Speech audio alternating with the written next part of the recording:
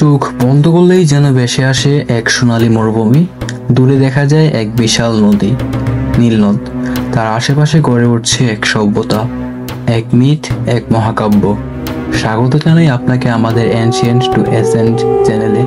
আজ আমরা বের হচ্ছি এক রোমাঞ্চকর কিন্তু গভীর ঐতিহাসিক যাত্রায়, গন্তব্য প্রাচীন মিশর। আজকে আমরা উন্মোচিত করব কিভাবে এক নদী গড়ে তুলেছিল একটি পূর্ণ রাজত্ব, মিথ জন্ম হয়েছিল কি উদ্দেশ্যে, আর সূর্য দেবতারা তিনি কেবল দেবতা নন, ছিলেন একটি গোটা সমাজ ব্যবস্থার হৃদস্পন্দন। এটি শুধু একটি ইতিহাস নয়, এটা এক অনুভব। এটা এমন এক গল্প যা শুনলে আপনি আর আগের মতো থাকবেন না। তাহলে প্রস্তুত তো? আসুন আমরা একসাথে পা রাখি ইতিহাস এই অতল গহ্বরে। নীলনদ এক অলৌকিক নাম, যা শুধু একটি নদী নয়, বরং মানব সভ্যতার জন্মদাত্রী। প্রায় ৬,৬৫০ কিলোমিটার দীর্ঘ এই নদী আফ্রিকার গভীর বনের নিঃশব্দ বুকে জন্ম নিয়ে ছুটে চলে উত্তর দিকে, আর শেষে মিশে যায় ভূমধ্যসাগরে। কিন্তু পথটা শুধু ভৌগোলিক ছিল না, ছিল ইতিহাস গড়ার। এই নদীর ধারে গড়ে উঠেছিল এক অমূল্য সভ্যতা, প্রাচীন মিশর, যেখানে নদী মানেই জীবন। প্রতি বছর বর্ষায় নীলনদ উপচে পড়ত, রেখে যেত পলিমাটি, আর সেই মাটি হয়ে উঠত কৃষকের সোনা। এই প্লাবন ছিল নিখুঁত, যেন দেবতাদের দেওয়া সময়সূচি। ফসল রোপণ, উৎসব পালন, এমনকি সময়ের হিসাবও সবকিছু নির্ভর করত এই নীল নদের উপর। এই নদীর তীরে জন্ম নেওয়া শহর, মন্দির, রাজপ্রাসাদ। কারণ এই নদী শুধু পানিই নয়, এটি ছিল পবিত্রতা, প্রাচুর্য আর শক্তির প্রতীক। মিশরীয়রা বিশ্বাস করত দেবতারা নীলনদের সুরক্ষায় নিয়োজিত। হেপি, বন্যার দেবতা, যিনি আশীর্বাদ হিসেবে প্লাবন আনেন। কিন্তু এই বিশ্বাস কেবল ধর্ম ছিল না, ছিল জীবন ধারণের বিজ্ঞান। নীলনদ ছিল প্রাচীন মিশরের হৃদয়স্পন্দন। মিশরের ফারাওরা নিজেদের পরিচয় দিতেন সন অফ রা হিসাবে। এই পরিচয়ের মাধ্যমে তারা নিজেদের ঐশ্বরিক বলে দাবি করত। এতে ফারাওরা শাসন ঈশ্বরীয় অনুমোদন পেত। রা কেবল সূর্যের প্রতীক নন, তিনি আলো, চেতনা, সময়, নৈতিকতা সবকিছুরই কেন্দ্রবিন্দু।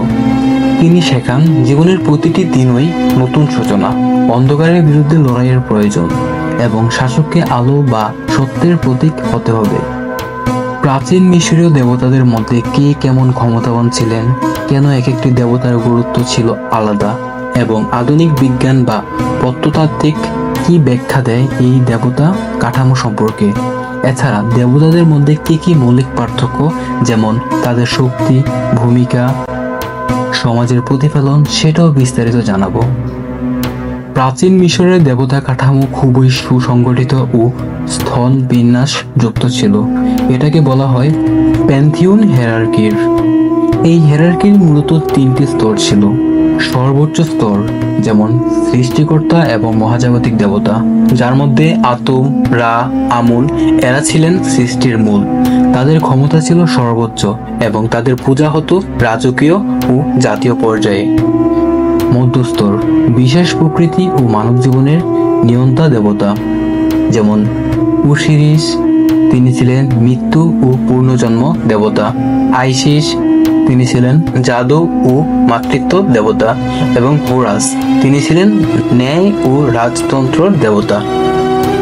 এই স্তরের দেবতারা সামাজিক ও ধর্মীয় জীবনের সঙ্গে সরাসরি যুক্ত। সবশেষে নিম্নস্তর দেবতা, তারা ছিলেন স্থানীয়, বিশেষ ও উদ্দেশ্যযুক্ত দেবতা, যেমন বিড়ালের দেবী, তিনি ছিলেন বাস্তেট। মৃতদেহের সংখ্যার দেবতা, তিনি ছিলেন আনুবিস, এবং নীলনদের বন্যার দেবতা, তিনি ছিলেন হেপি। এই দেবতাদের পূজা হতো মূলত স্থানীয় পর্যায়ে, বিশেষ অঞ্চল বা গ্রামে। আজকের মনোবিজ্ঞানী ও ধর্মতত্ত্ববিদরা মনে করেন এই হেরার্কি শুধু ধর্মীয় কারণে তৈরি হননি, বরং সমাজের শৃঙ্খলা ও কর্তৃত্ব বজায় রাখার জন্য ছিল। ফেরাওরা যেহেতু নিজেদের ঈশ্বরের সন্তান মনে করতেন, তাই তাদের চারপাশে একটি দেবতা কাঠামো গড়ে তোলা হতো। এই কাঠামো মানে সমাজ টপ ডাউন শক্তি প্রয়োগের মানসিকতা।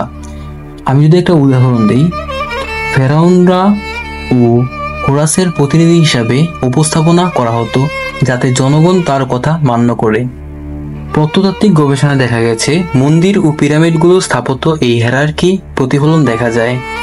উপরের স্তরের দেবতাদের জন্য বড় মন্দির ও বিশাল ভাস্কর্য তৈরি হতো, আর নিচের স্তরের দেবতাদের জন্য ছোট মন্দির বা ঘরোয়া পূজা হতো। আধুনিক মনোবিজ্ঞান ও সমাজতত্ত্ব। ইতিহাসবিদ ইউভাল নোয়া হারারি তার বই সাপেইস এ বলেন, কমপ্লেক্স মিথোলজিস আর required to organize large groups. অর্থাৎ যখন সমাজ বড় হয় তখন এমন একটি কাঠামো দরকার হয় যা সবাইকে একটি ছাতার নিচে আনতে পারে। মিশরীয় পুরাণ সেটাই করেছে। প্রাচীন মিশরীয় পুরাণের সব দেবতারা একরকম নন, তাদের মধ্যে স্পষ্টতভাবে পার্থক্য ছিল। শক্তি, ক্ষমতা বা সর্বশক্তিমান অসিরিসের পুনর্জন্ম নিয়ন্ত্রণ, আইসিসের জাদু বা মা রূপের প্রতীক, হোরাস রাজশক্তির ধারক, সেত বিশৃঙ্খলা ও যুদ্ধের দেবতা, জনপ্রিয়তা ও সামাজিক গ্রহণযোগ্যতা। রা এবং আইসিস ছিলেন জাতীয় পর্যায়ের জনপ্রিয় দেবতা। সেত ছিলেন বিতর্কিক, কেউ তাকে পূজা করত, কেউ করত না। আচার অনুষ্ঠান ও উৎসবের ক্ষেত্রে রার জন্য হতো সান ফেস্টিভ্যাল, ওরিসিসের জন্য হতো মিস্ট্রি অফ ওসিরিস। আইসিসের পূজা ছিল অনেকটা গোপন ও ব্যক্তিগত ধরনের। এখানে একটি বিশেষ তথ্য বিদ্যমান, যেটি হলো আইসিসের পূজা শুধুমাত্র মিশরেই নয়, গ্রিস এবং রোম পর্যন্ত ছড়িয়ে গিয়েছিল। এ কারণে অনেকে মনে করেন আইসিস ছিল প্রথম গোল্ড গডেস। এখানে একটি মনস্তাত্ত্বিক ব্যাখ্যা দেওয়া যেতে পারে, যেরকম ধরতে পারেন মানুষ সবসময় প্রকৃতি এবং মৃত্যুর ভয় থেকে মুক্তি চাইত, তাই তারা একাধিক দেবতা তৈরি করত যাতে সূর্য, মৃত্যু, যুদ্ধ, প্রেম সবকিছু আলাদা আলাদা ঈশ্বরের হাতে থাকে। এতে একটি তাদের মানসিক শান্তি তৈরি হতো। এই আলোচনায় বোঝা যায় পুরাণ বা মিথ কেবল একটি গল্প নয়, এটি একটি সমাজকে একত্রিত রাখার একটি বাস্তব কৌশল। কিভাবে প্রাচীন মিশরীয়রা রাষ্ট্র ব্যবস্থা ও দেবতাদের মধ্যে সম্পর্ক গভীর ছিল এবং সেই রাষ্ট্র ব্যবহার মূল ঐতিহ্য কি ছিল যা হাজার বছর ধরে টিকে ছিল, এটা শুধু ইতিহাস নয়, পুরো মানব সভ্যতার প্রথম দিককার ঐশ্বরিক শাসন বা থিওক্রেসি ব্যবস্থার উদাহরণ। এখন বলতে পারেন কিভাবে এই বিশ্বাস গড়ে ওঠে। মিশরের মূল পুরাণে বলা হয় রা বা হোরাস ফারাওয়ের মাধ্যমে পৃথিবীতে শাসন চালান। ফারাওয়ের মুকুট, পোশাক, এমনকি দাড়ির আকৃতি পর্যন্ত দেবতাদের মতো তৈরি হতো। জনগণ মনে করত ফারাও অসুস্থ হলে, দুর্ভিক্ষ হলে সেটাও দেবতাদের অসন্তোষের লক্ষণ। প্রশাসনের স্তর বিন্যাসও ঠিক সেরকমই। এখানে প্রশাসনের ক্ষেত্রে বলতে পারেন প্রধানমন্ত্রী ছিল, পুরোহিতদের শক্তি ছিল, শুধুমাত্র ধর্মীয় নয়, অর্থনৈতিক ও রাজনৈতিক ক্ষমতাও পুরোহিতদের ছিল। মন্দির ছিল যেখানে ব্যাংকের মতো, সেখানে শস্য, স্বর্ণ ইত্যাদি সংরক্ষণ করা হতো। বাস্তব উদাহরণ হিসেবে বলতে পারেন আদায় করা হতো ঈশ্বরের কর নামে। যুদ্ধ জয়ের পর দেবতাদের উদ্দেশ্যে উৎসর্গ করা সম্পদ ও বন্দিও মন্দিরে রাখা হতো। গবেষকরা মন্দিরের খোদাই, প্যাপিরাস, দলিল বিশ্লেষণ করে দেখেন প্রায় প্রতিটি সরকারি আইনেই দেবতার নাম উল্লেখ ছিল। মন্দির ও রাজপ্রাসাদের মধ্যে সরাসরি সংযোগ ছিল। অনেক জায়গায় রাজপ্রাসাদের সঙ্গে মন্দির একসাথে নির্মিত ছিল। রাজ্য শাসন মানে ধর্মীয় শাসন।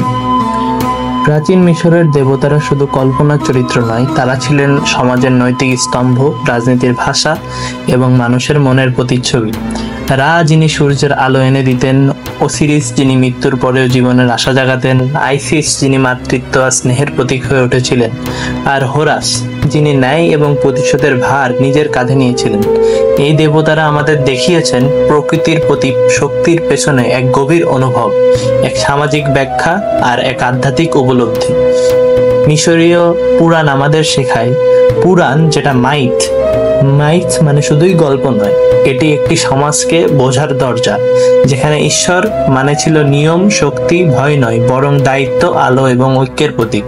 এটাই ছিল মিশরীয় দেবতা কাঠামোর আসল শিক্ষা। আলোকিত হও এবং অন্যকে আলো দাও। ইতিহাস এখানে শুধু পাথরে খোদাই নয়, তা আমাদের চিন্তা, বিশ্বাস এবং সভ্যতার আড়ালে রয়ে গেছে। তো আজকে এখানেই শেষ করছি। চ্যানেলটি সাবস্ক্রাইব করুন যদি চান এমন আরো ঐতিহাসিক রহস্যে ডুবে যেতে। আমি আবার ফিরে আসব নতুন এক সভ্যতার গল্প নিয়ে। ততক্ষণ পর্যন্ত ইতিহাসের আলোয় বাঁচুন এবং জ্ঞানে সমৃদ্ধ থাকুন।